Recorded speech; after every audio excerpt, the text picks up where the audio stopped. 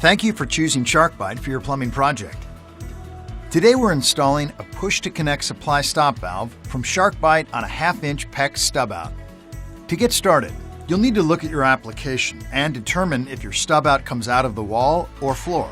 If your stub-out comes out of the wall, you'll need an angle stop valve. And if your stub-out comes out of the floor, you'll need a straight stop valve. Like any plumbing project, your first step should be shutting off the water supply to the area you're working on. The safest way to do this is the main water shutoff to the structure. Then, continue to relieve pressure and drain the supply lines by opening a nearby faucet.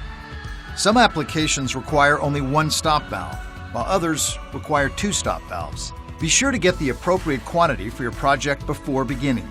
If necessary, disconnect any supply lines and remove old stop valves. Cut the PEX stub out squarely, making sure to leave enough to insert the supply stop.